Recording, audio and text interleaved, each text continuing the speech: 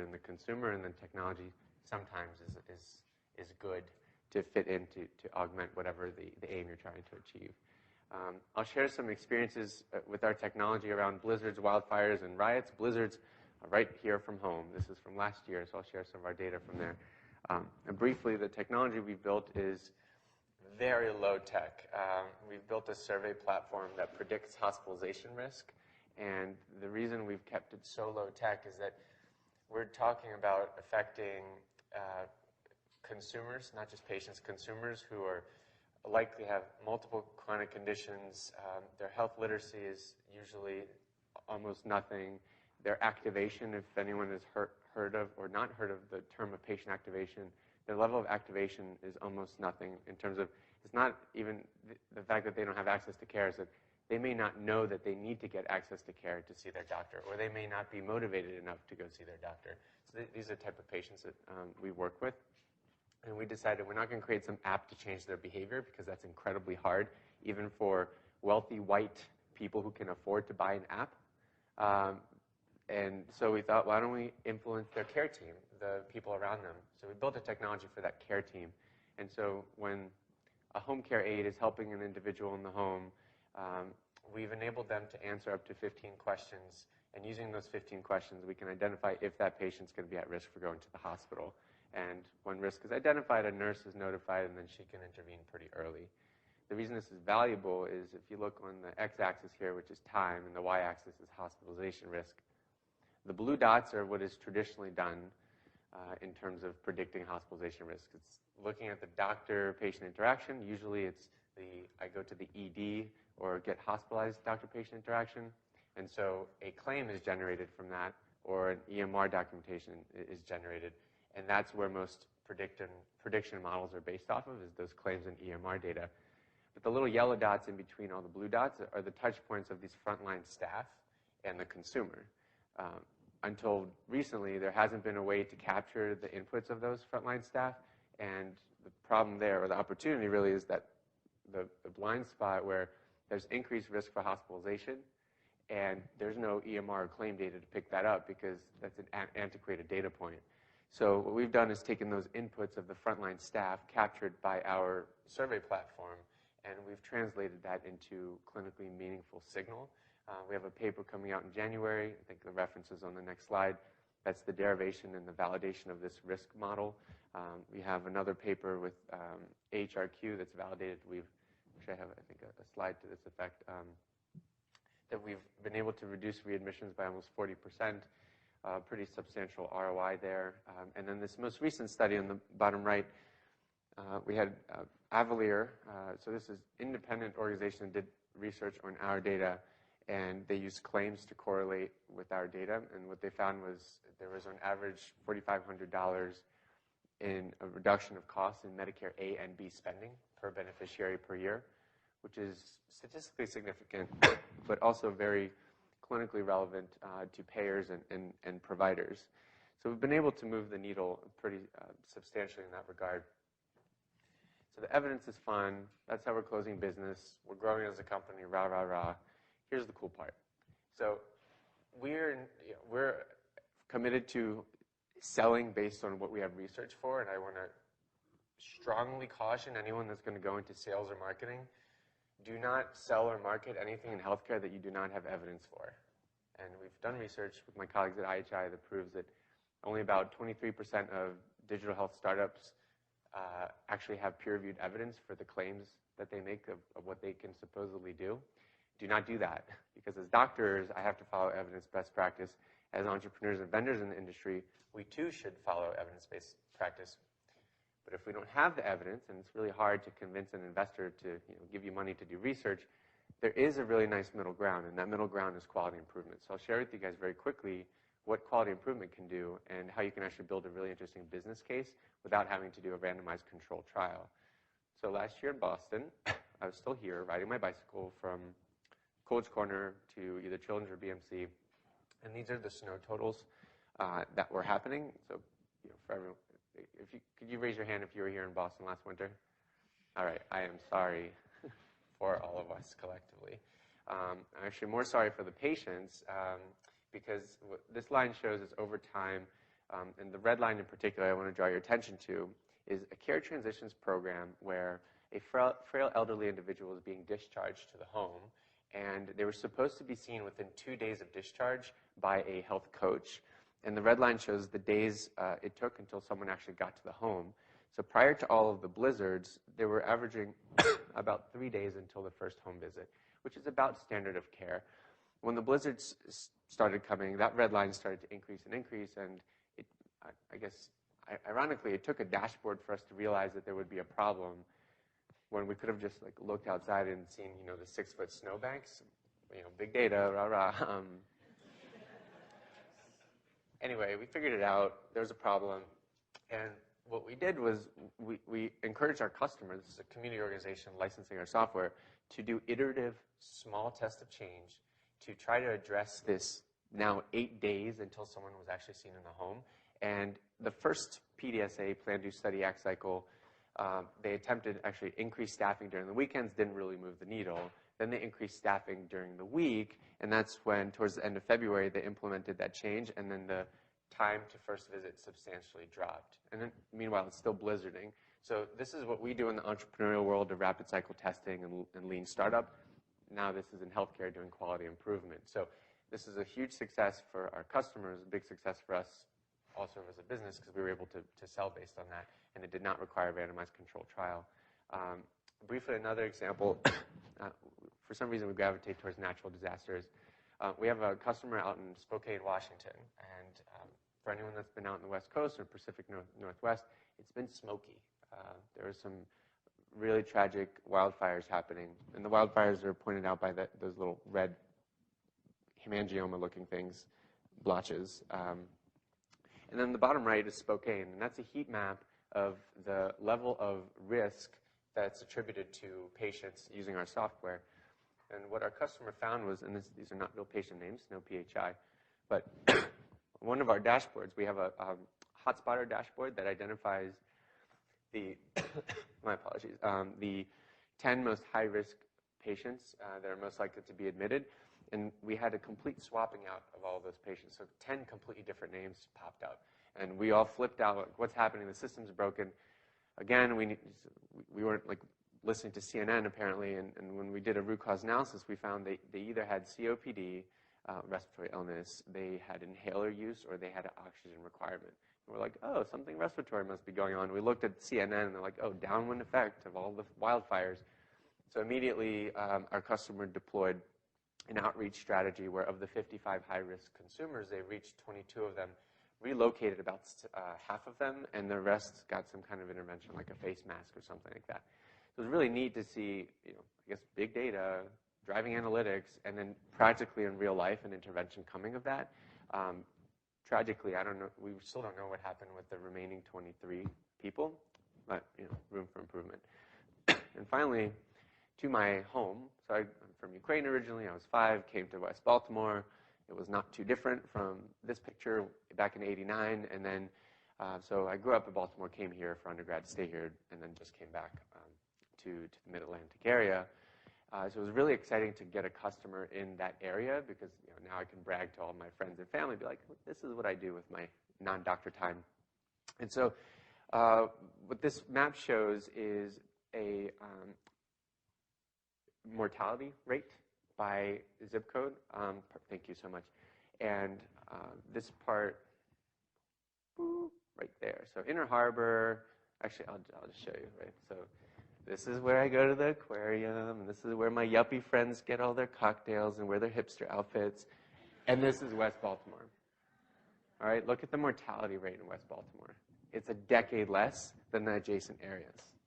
I won't get into all the social determinants of health and health inequity issues, but when I got the opportunity to do business there, I was very excited. So we have a customer which also did a community-based intervention that helped people to not bounce back to the hospital. And they were serving 3 hospitals in that West Baltimore area. What the gray bars show, and the y-axis is 30-day readmission rate. The gray bars show 30-day readmission rates prior to the introduction of our customer's intervention. Pretty atrocious readmission rates. The blue bars show the readmission rates after our customer had implemented their care transitions program, but without our technology in place. And then the red bar or the orange bars show after our technology had been deployed. The reason I highlight this is we've shown massive home runs with our previous data in terms of 40% reductions in readmissions. These are much more modest numbers. These are like 5 to 20% reductions in readmissions. But when you look at an incredibly high-functioning organization, and on top of it, you can add an additional 5 to 20%, that becomes very significant from a business case, and the ROI and the overall cost savings become very relevant. So again, not a randomized controlled trial, but rather doing quality improvement to have some kind of substantive data for me as a vendor to say, hey, look, we can actually bend the cost curve. Here are the limitations of the research we have, but at least it's truth and not just marketing for the sake of just closing a deal. So I'll close with this. This is my grandma. This is my sister. My grandma passed away due to an unfortunate circumstance. She had Parkinson's, required a home care aide. We went away on vacation, had to leave her behind. When we came back, something was a little off. She got a fever, ended up going to the hospital. We discovered she had a fractured hip, ended up getting septic, went to the ICU, ended up getting a ventilator-associated pneumonia, and then passed away. It turns out that the home care aide actually saw her fall and didn't report it, and so not her fault. It wasn't in her scope of practice, and she didn't have our app to guide her. So that was a big inspiration for a lot of the work I do, and my little sister, that's why I became a pediatrician. Now that she's 22 and doing 22-year-old silly things, that's why I'm a nocturnist and don't usually do primary care. And my big takeaway for you guys is, and this is not to plug BU too much, but my best friends from BU, 3 of them, so Hila Kahati, Ross Fleck, Kate Westenfeld, now Kate Hammer, all came out of SMG. Ross is at HSBC, crushing it with some kind of investment banking.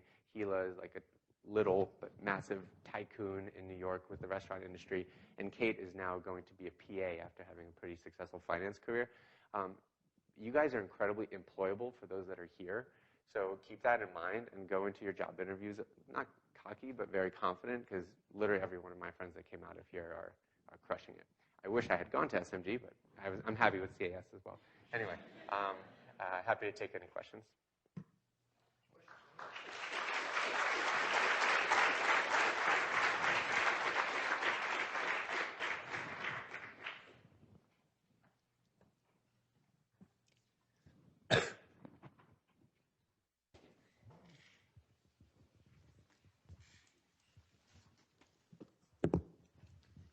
Hi, thank you for coming. My stepmom is a home care aide director, so it sounded really interesting to me. Could you say a little more about how you designed the survey questions and sort of where you source those? And obviously, you can only do so many at one time, so could you talk a little more about that process? For sure. We always, like everyone should do when you're starting a company or building a technology, we looked for analogs and antilogs. What have other people done that has either succeeded or failed in comparable settings? And one of who now is an advisor for our company was a researcher looking at skilled nursing facilities and using their ancillary staff to try to predict risk. So that was the most cutting edge research at the time, about 4 or 5 years ago. And he was able to show, there are maybe 12 questions that are somewhat predictive when the CNA asks or makes certain observations. And then we found that there really weren't any other comparables in the space other than nurses asking questions. But the whole business case here is we're trying to use existing frontline staff that are really inexpensive. And so we actually had to create, and now I have like 2,700 questions in our database, but we have to create them from scratch. And then the design consideration is around, we had to constrain ourselves to whatever way we input data. It has to be it can't disrupt the therapeutic relationship with the patient or the consumer. So we couldn't have a survey instrument that was more than 3 minutes long, and that limits us pretty severely because what can you capture in 15 questions? So what we compromised on was our technology is not specific. We can't say what someone has. We can't diagnose them, but it's incredibly good at being sensitive and picking up if there's any risk for going to the hospital. And ultimately, this is the nice thing of kind of being a clinician and having an academic background, and then my core competency really being entrepreneurship is that we have a company strategy. How are we going to create value? Who are we going to sell to? And that allows me to inform my research agenda and say, how do I, tweak sensitivity and specificity to align with my business objectives? So that was finally worth being a doctor in the business community. We have time for one more question.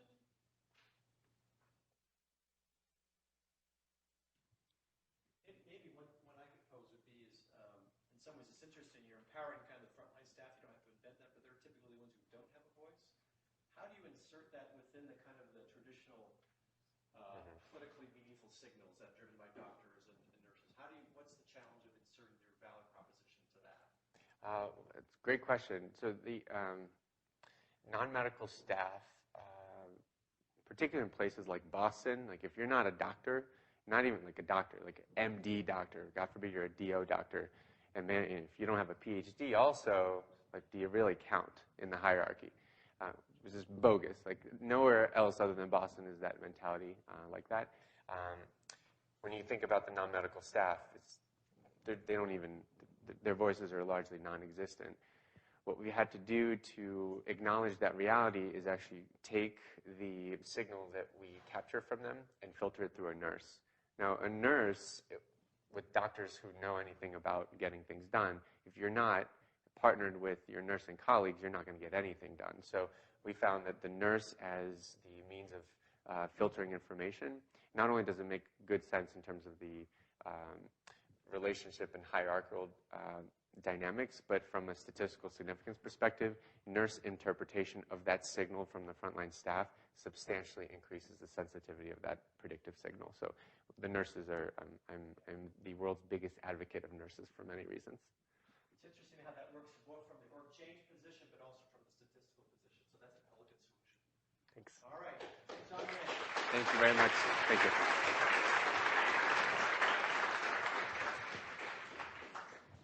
And then we will have Aaron from Daktari Diagnostics. That's correct. Are you going to roam the floor? Is this thing working? It's working well. All right. We'll go next. And I'll give you the 2-minute warning when you're All right, thank you. Well, now I'm afraid to touch the slide clicker. Let's see how it goes.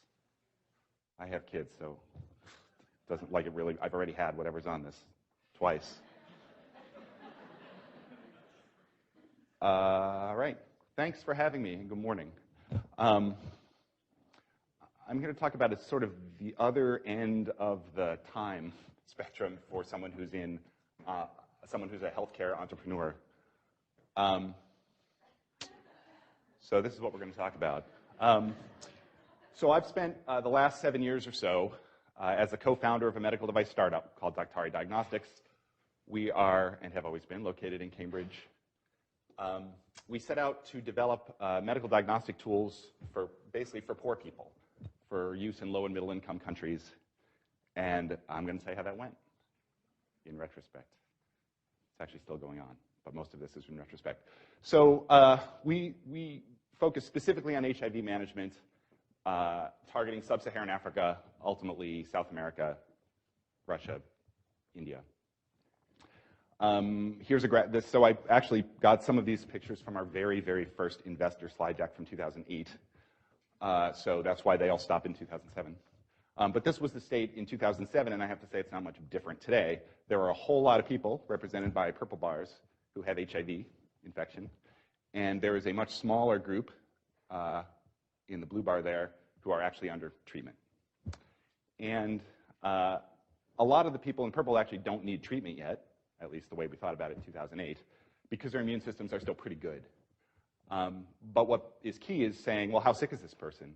How good is their immune system? Because once it gets bad, well, then they need medications. So the only tool in the field was this thing. This is called a flow cytometer. It's actually about the size of a lectern, maybe a little shorter. It's got a computer hanging off it. It requires a lot of training to operate and a lot of maintenance and calibration. And really, unless you're in a laboratory in a place that looks a whole lot like Boston, it doesn't work. We have mountains of photographs of flow cytometers unplugged on shelves in Uganda, for instance, because nobody can operate it, or it breaks, or it's too expensive. We said, well, that's too bad, because there's a whole lot of people over there. who kind of need to know how good their immune system is. So what we really need is something that looks more like this. Hey, it would be great if I could fit it in my backpack. It would be great if it used like a little cart or something that I could take a finger stick of blood and didn't require a venous draw. Let's try to make one of those. So that was 2008. So this is what happened between 2009 and 2014. A whole lot of people worked on this. So this is the sort of Daktari staff, most of the people who worked on it. We had a couple of development partners. There's even a couple of development partners that aren't listed here. So I would say probably 200 or 250 people worked on the project between 2009 and 2014. All of them pretty talented, some of them exceptionally talented. There's me. Yeah. We also spent, and we also raised and then spent about $35 million. And the $35 million came from our investors. At first, it was our friends who were like literally investing. Here's $2,000 because what you guys are doing sounds pretty great. Ultimately, angel investors, small VC firm, really ultimately Merck Pharmaceuticals has a global health investment fund that gave us some money. 35 million seems like a lot. Like if it was in quarters, it would be a huge stack. But for getting to the field from scratch, a brand new technology, it's actually not very much money. When we look at other companies like Daktari that have finally gotten their products on the market, they spent $150 million. A lot of it came, like Cepheid Diagnostics, if you follow global health, you know about Cepheid. They had $120 million grant from the Department of Defense to work on anthrax diagnostics and use that to build their platform that they've then leveraged into a bunch of other stuff. So $35 million, it was hard to raise. It was easy to spend, as it turns out. But we did it. Awesome. This looks almost exactly like that slide on, that thing from the slide before. It's about the size of a lunchbox. It runs on a battery. It'll do 50 tests on a full charge. You use a little cartridge. The cartridge has all the reagents on board that you need to run a test. You take a finger stick of blood from a patient, put it in the cartridge, put the cap on the cartridge, put the cartridge in the thing. It clicks for 15 minutes and gives you an answer that you used to have to send an actual tube of blood to a lab somewhere else and then get the data back to the patient. This is how well it works. This is some of the final data that we generated with this device. Across the bottom is the gold standard, a fax flow cytometer. Sorry. It's called a fax machine, which was very confusing to me when I started. FACS. And on the vertical axis is our device, and it's supposed to look like a line, and it basically looks like a line. And if this looks like a shotgun blast to you, it's biology, and that's about as good as it gets. So that was pretty exciting. We could manufacture this in quantities of a couple of 100,000. They were very expensive to manufacture. We were well on our way to saying, great, now let's build a factory that we can scale up, and we can sell them for cheaper, and we can make money, and we've helped all those people in the bar graph on the first slide. And we felt pretty good about ourselves. Don't read this, but I'll tell you the important stuff. So this is an article from last month, September, end of August, beginning of September. This is actually a culmination of a process that started in 2013, so we saw this coming. And what it says in the first paragraph is that the World Health Organization decided to advise that anybody who has HIV should be put on medication, which is awesome if you have HIV, because medication really helps, and there's a lot of studies that show earlier intervention with medications helps. Hey, there's Mark. Mark knows this story. Great. Unfortunately, what that means is maybe you don't really care about the state of their immune system anymore. You don't have to test it. As soon as you know they have HIV, which you can tell for $1 using a rapid test that you could buy off the shelf at CVS, actually, you just start them on treatment. Well, we thought, that's too bad. That kind of kills the market for the product that we just spent 7 years trying to build and, in fact, building. And then you read a little further down the article, and it says, well, this is a prospect that may be unrealistic in poor countries where many patients are unable to get medicines. Well, it's not actually getting medicines that's the problem. It's once you put people on medicine, you actually have to support them on medicine. You can't skip a dose on HIV. You can't skip HIV medications for a few days and you build intolerance. So that's too bad because these are the people that we're talking to. And then you read even further down and it says, well, the WHO says the sickest patients should be prioritized, meaning you should look at the health of their immune system and decide who's sickest and give them medication. We thought, like, well, but you just said, and now you're saying, so what does that mean to us? That means when we go out to look for funding, that first paragraph that says the WHO says you will never need to do another CD4 test wins the day. And we talk to investors, and they say, like, yeah, cell counting, yeah, the WHO says you don't need it anymore. And we say, but, and they say, yeah, too bad. So new guidelines from the WHO means there's no funding available for CD4. We're not the only CD4 company that was on that path. Nobody can raise any money. Even governmental, quasi-governmental organizations tell us, yeah, we've spent too much on CD4, and yeah, it's going away. Like, there's millions of people. In fact, there's one product on the market. They're selling millions of dollars of product. So no funding available means we can't scale up, means we can't be profitable, means we don't have a product, means we don't really have a company, despite the market needs. So what does that mean, no company? Well, it means in December, we were about 55 employees plus a bunch of interns. And we laid off 40 of them because we were out of money. Our bank account was empty, and it wasn't going to get any more money, with a caveat that I'll talk about in a second. So that was hard. This winter was, like, there was a lot of snow, it's true, but my company disappeared. So for me, as an engineer, what am I supposed to do with that, right? I spent 7 years doing this. That's a quarter of my career working on this product. 2 minutes, all right. I got 2 minutes of how I should think about that.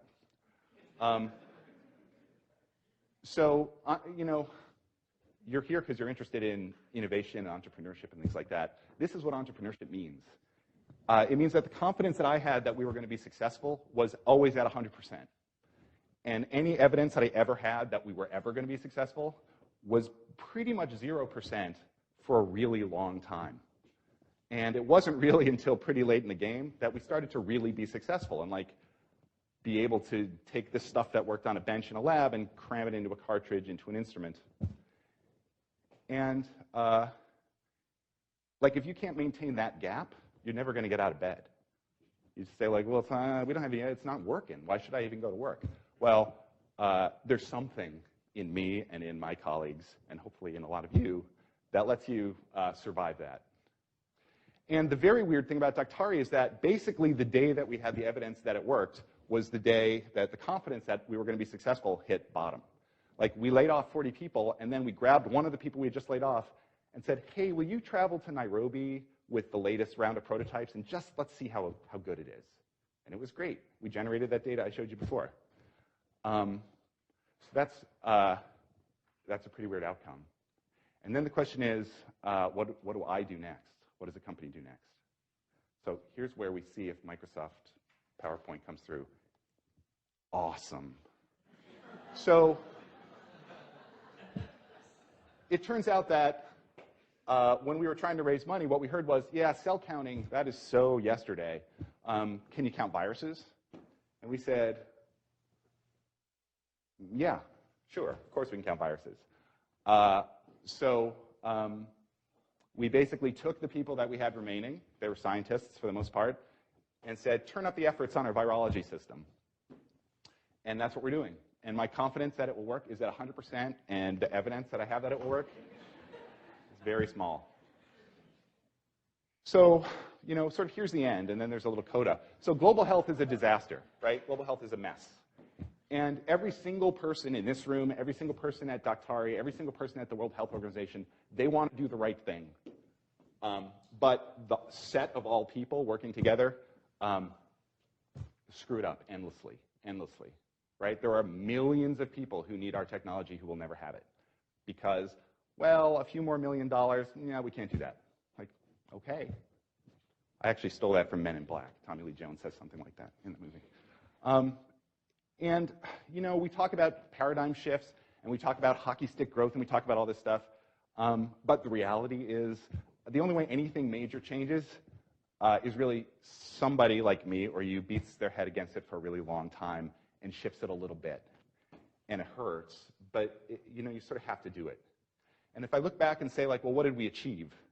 Well, we improved our art. So we have better microfluidic flow control than anybody else on the planet, and I'm the world's expert in that if you want to know more. We convinced some funding agencies that they need to look more closely at companies like ours who don't need a grant to figure out the basic science and don't yet have a product to distribute, but are actually stuck in that middle part where the product isn't actually developed yet. A lot of academic, folks who come out from academia and go into policy, they actually don't know how you actually make anything. And so it's the making of the thing that turns out to be this big hole in the middle. Those are worthwhile, even if that's the only thing that comes out of Daktari. So you should do that.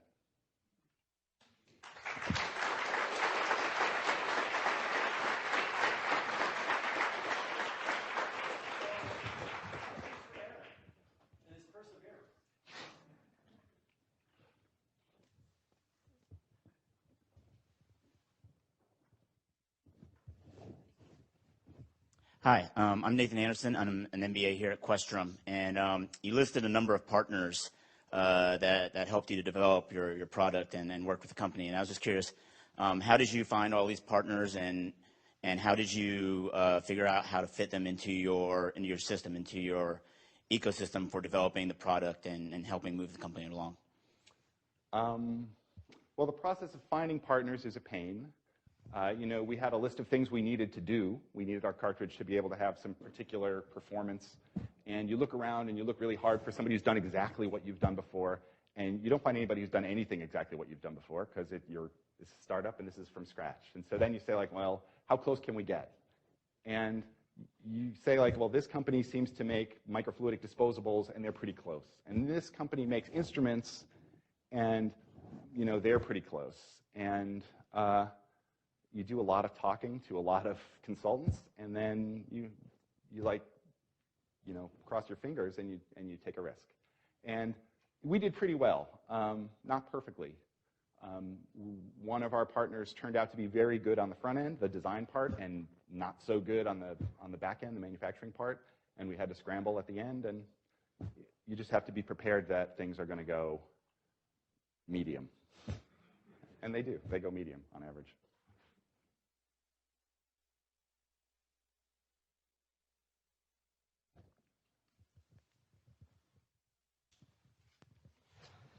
Hi, my name is Brennan. I'm a student here at Questrom. Sometimes we see those articles from the World Health Organization or other very impressive organizations that sort of contradict each other.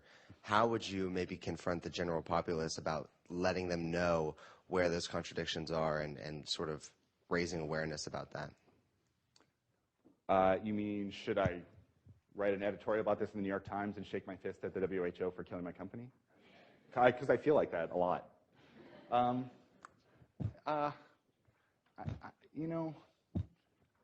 Everybody's doing the best they can. So let me first say that the WHO has a terribly hard job, right? They make policy recommendations, and they can't say, hey, if you're a rich company, put everybody on HIV meds today. And if you're a poor country, well, here's the second best. Of course, that's reality, but politically, they can't say that. And they just take it in the neck from everybody. Like, no matter what statement they make, they made it wrong, right?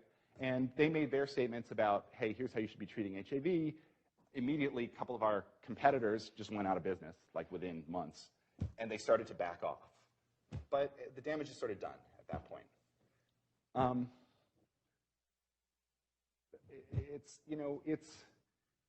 Everybody has the best intentions. And so we go to meetings where there are people from companies and there are people from policy organizations and people from the field, and everybody has the best intentions. And the people from companies say, yeah, we can't sell it for that cheap because we want to make money. And the people from the field say, well, it's got to be cheaper because we can't afford it. And the people who are funding say, yeah, it's got to be free or we can't do anything. And these contradictions are just inherent in the way things get built and the way things get distributed and the way things get bought and the way things get used. And there's no way to just fix it. And all anybody can do on any side of that is just muddle through and say, like, well, did we do a little bit better job? Are people in a little bit better shape than they were 5 years ago? That's basically what we can do. We have time for one more question. We have about a minute and a half here. Aaron, I'd be interested if you spoke about what your end goal was for the company. Like, for instance, if it was successful without a regulatory change from the WHO, Did you want to continue leading this company for years to come? Did you plan to have this organization eventually be acquired and start something new? Like, what was your intended exit plan? Personally as a co-founder, what did we want the company to be? Yes. We actually wanted the company to be a company. And I'm sort of glad it's still a company. When we got started, one of our sort of secondary goals was, we're fundraising, and people would say, like, oh, I'm scared of Africa. We talked to like 1 million VC guys who said, like, yeah, this is great, but nobody does business there. It's like, we didn't have anybody to point to say, we're just like those guys, except we're doing this for CD4. So one of our goals was, if we can get successful, we can at least start serving as that for other people. And in fact, we've achieved that a little bit. And we do have people approaching us all the time for advice about how to navigate some of this stuff. And that's, to us, that's huge. And that's just another piece of advancing the game a little bit.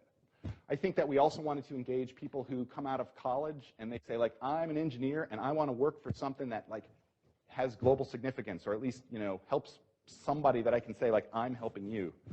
And if you want to work in global development, there is no company like that. We were, for a time anyway, kind of it.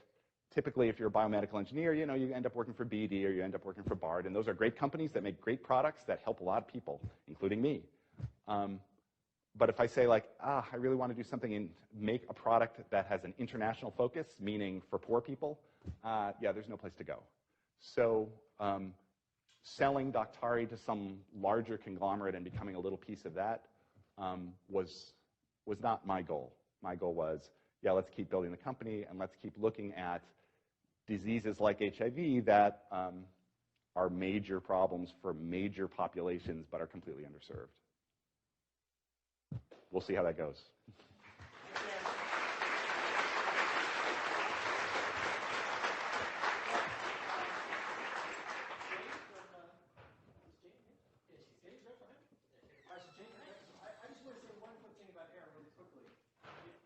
Some people we teach entrepreneurship in a book and we talk about various strategic issues. That's what entrepreneurship looks like. Okay, that's what you do. You may not always have what's the but this is what you do. This is what you believe in. So hats off. So Jane from Vecna. Good morning. I'll give you a 2-minute warning when you see my 2 fingers. Okay, I definitely need that. Good morning, everyone. How are you? Good, good. Glad to see so many people here, and it's a very engaged audience, so I'm very excited. I just got back last night from El Paso, Texas, so I also am catching something.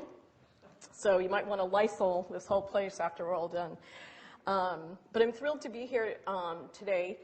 I've been in the healthcare technology field for over 25 years, and I am most excited about the era that we are embarking on now. Healthcare has been yearning for automation, and I'm going to talk today actually not about patient engagement. I'm going to talk about consumerism in healthcare, which is what we believe is really going on right now. Let me tell you a little bit about Vecna, and then I'll tell you a little bit about what we're up to. We started in the late 90s. We're also in Cambridge. We have about 130 people in my division. We're broken up into 2 divisions. We have a robotics division and a patient solutions division, and I head up the patient solutions division. We're very MIT focused, although I was just telling some of your folks, we have 2 graduates from your BU School of Health who are dynamite and looking for more. So we've had a lot of success with BU. And we're right now the largest patient self-service provider in the country. We have implemented in the VA, and we have clients like Tenet Healthcare, that's where I just came from, which is the largest commercial healthcare system in the country. And it's exciting because people are really looking at how patients can get involved. Again, I stay away from that patient engagement word because I think all of us as patients really want to be treated, to interact with healthcare as we do in other venues. And I'll talk about that in a few moments.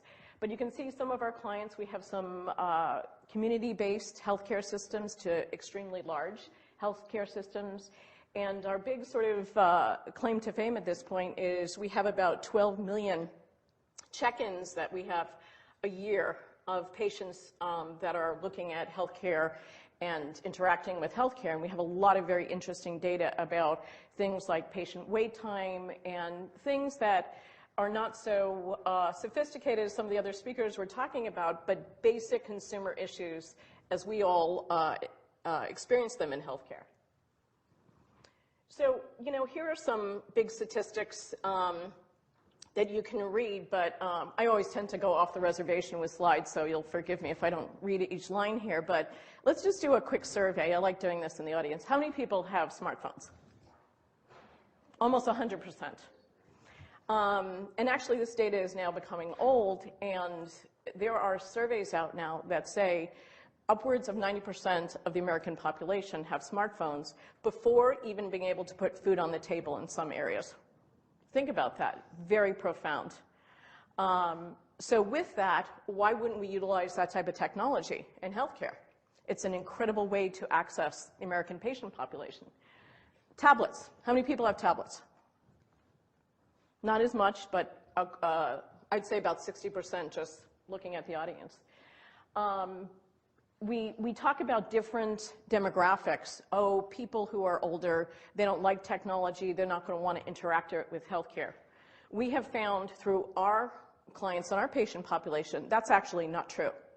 That 9 out of 10 times, patients would prefer to use technology if it's more efficient, if it helps with their interaction of healthcare than not. So a lot of sort of misconceptions out there. Just another little quick survey I want to do. How many people would prefer to schedule an appointment online, fill out your paperwork online, rather than doing it on paper at your provider's office? Raise your hand. Almost 100%. And that's what we're seeing in surveys as well. So you are a good sampling of what we find all over the country in terms of how people want to interact with healthcare and access healthcare. So let's define consumerism, because it's a big buzzword. I think patient engagement was so last year, by the way. This year, consumerism is sort of the buzzword in healthcare. But beyond the buzzword, what does that really mean? And again, I like to think of sort of myself as a patient and what I would like to see in my own healthcare. And I think there are sort of three main topics that we think about. One is convenience, right? How many people spend time waiting in their provider's office, sometimes half an hour? Probably 50%, right? We don't like that, right? It's not a good feeling to be waiting and not knowing when you're going to be able to get in. If you have something you have to do afterwards, it can be very stressful, and you might be stressed enough just being in the office. So convenience, very important thing. Information, right? I've heard a couple of the other speakers talk about that. We want information, especially, you know, God forbid if something is going wrong, you want information to understand what's going on. Very hard to get information. Sometimes we talk in buzzwords. I remember a long time ago when I was in college, I had a really bad sore throat. It turned out to be strep, and the doctor told me I had an edema in my throat. And I actually come from a big family of physicians. I'm actually the only non-physician in my family, so I happen to know what that meant. It's swelling. But if I didn't understand what that meant, I could have gone to, oh my God, do I have a tumor? What's going on? We want to understand things. We want information. We want clarity. Empowerment, maybe another overused word, but we want to be able to feel like we're in control of our healthcare and our healthcare destiny. And it's I think the number one survey of patients around the country is people feel like they're not in control. Even with the internet and Google, and still people are feeling like they're not in control. Matter of fact, more out of control these days than in control. So these are sort of what we focus on as we build our technology and think about how we can help in terms of consumerism.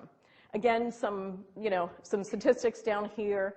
You all, I sort of polled you and you confirmed again a lot of these where people would prefer to use technology in their healthcare and really spend more of their time with providers getting care and talking to their providers rather than filling out the same form 100 times with the same information. So this is sort of what we're looking at with consumerism. So I have to admit, it's probably not good to do this on a college campus, but I did take this from someone else. This is Amazon's mission statement turned into healthcare. And I've presented this in many healthcare conferences, and I've gotten very good feedback on this. But I think if we really step back and look at what we're trying to achieve in healthcare, we really want to be customer-centric. I have one client out of the Midwest who are no longer calling patients patients. They're calling patients people. What a profound thing, right? But it's true. I think we use the word patients in healthcare almost to abstract individuals, right? We're people, and we want to be treated like people. So I love this statement. Our vision is to be the most customer-centric organization, to build a place where people can come to learn, engage, and easily transact their healthcare. Isn't that what we really want? And if we keep this as center to our mission in healthcare, I think we'll be able to come to a much better place. So with that, what we've been doing at Vecna is implementing patient self-service technologies, as I mentioned that. And what we're doing is really looking at a very consumer-centric platform that feels very Amazon-ish, very much like your smartphone, where you can access your healthcare. So we are very focused on automating things that really are basic but have tremendous impact. So for example, we've been able to reduce wait times from 10 minutes to 3 minutes in terms of checking in to your healthcare provider.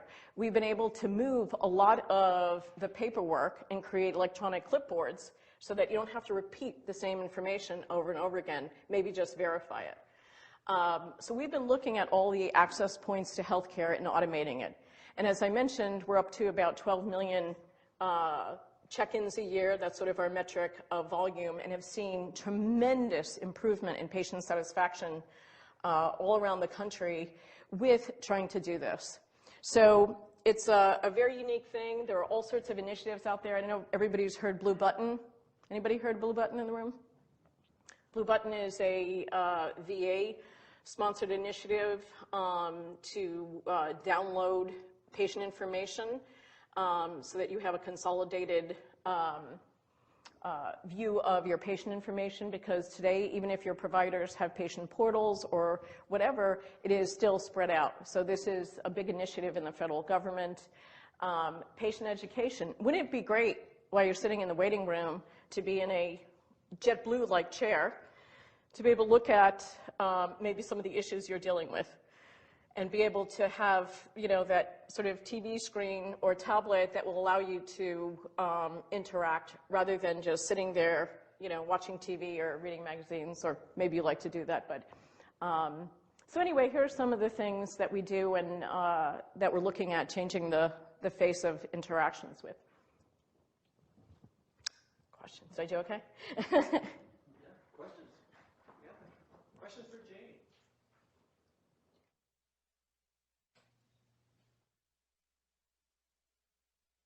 Here comes the mic.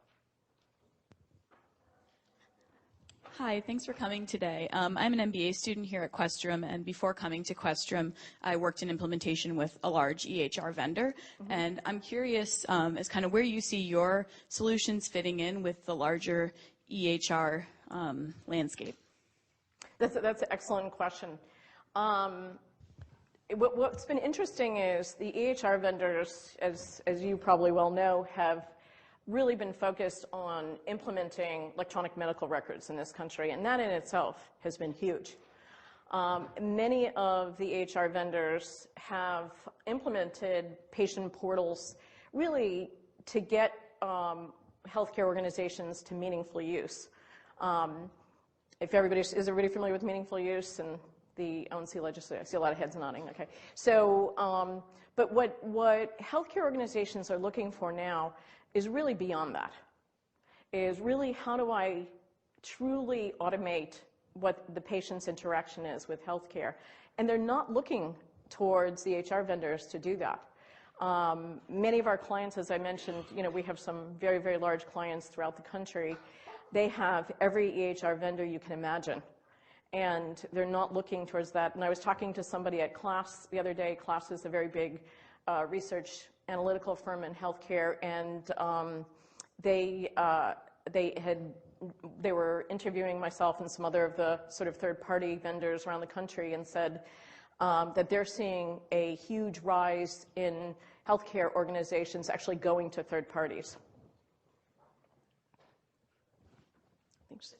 Kind of along that same note, I'm a nurse and I've worked in EHRs for a long time, but I'm curious about your comment about using the applications to reduce the number of times that patients have to be asked questions and really garnering that information that we need to provide better care. And that's great, but what happens then with really integrating that information into the electronic health record so that next month we actually have the benefit of having that interaction and we don't have to ask that again? Now, very good question. We actually integrate with EHRs real time, so that we do actually a lot of clinical intake on the front end. From the patient self-service perspective, that immediately goes into the EHR. So there isn't duplicate data entry, and the clinicians have access to that data. And you're right, that's a critical part of making all this work. Good morning. My name is Angie Evans, Blue Cross Blue Shield of Massachusetts. I'm interested to know, have you introduced consumer-driven health and patient education with regard to financial accounts? Yes. So part of our system is patient bill pay.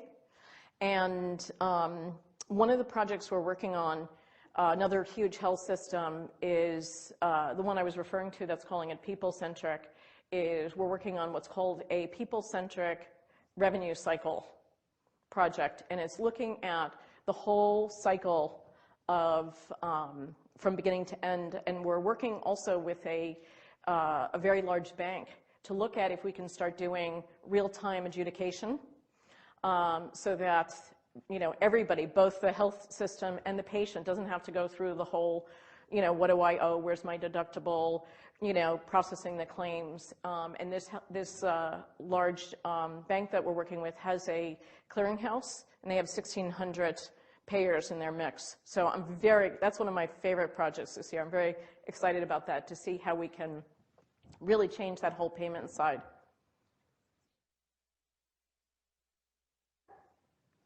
Hello. My name is Elena. I'm a law student at BU School of Law. I'm just wondering about protecting personal health information and I guess general HIPAA concerns, and how you could speak to that with using, technology and apps, and especially in correlation to electronic health record. No, it's a very good question, and as you can imagine, many of our healthcare clients are very concerned about that as well. We take that very seriously, especially in the day of serious hacking that's going on. And we're trying to be on, the leading edge of that. So, for example, we were just talking about payments. We produce kiosks and tablets that have encryption all over, from the heads that are the swipes for the credit card to all the software steps in the way. We also have a new partnership with Samsung that has created the first, what they call, lockdown tablet. If you've heard of that, where if somebody does walk away with it, the whole tablet disengages, and you can't really, use it, not to talk about even getting data from it. What are the major adoption challenges, both on the provider side and on the patient side? Excellent question. So we really focus on patient adoption, because without patient adoption, none of this is possible. So what we have done is created a lot of campaigns that involve the marketing folks from the healthcare systems, to the IT folks, to the staff, to the patients, and really make it into a campaign. So as a patient is leaving their clinician's office, they're handed a little brochure, hey, sign up for the portal, or do you know we have patient self-service now? I'm seeing healthcare systems provide incentives to patients. So, you know, if you fill out all your forms and do all the necessary things online before your surgery, you know, we might be able to, you know, move you up by 15 minutes, or we'll give you a free cup of coffee or whatever. So patient adoption is a critical part of making this successful, and it requires work. Great question. Time for one more question. Maybe a more philosophical question. As we're talking about, you know, this increasing commercial, you know, consumerism in healthcare and transactionalism in healthcare, do you think that this can potentially, especially taking something away from healthcare, maybe this patient-doctor interaction, like some more humanistic elements from healthcare? Yeah, another great question. I think what we have been doing has created that scenario. You hear many patients complaining about their clinician being glued to the computer and not even making eye contact with them anymore. The whole concept of patient self-service is to get all that stuff out of the way so when they do come to their healthcare provider, they can have a more personal interaction. And I think what we, you know, as an industry need to focus on is how to use technology to certainly help automate the many needed things in healthcare and return back to giving clinicians time so that they can, you know, create that more humanistic element when it's needed. Great question. All right. Thanks, Janie. Thank you.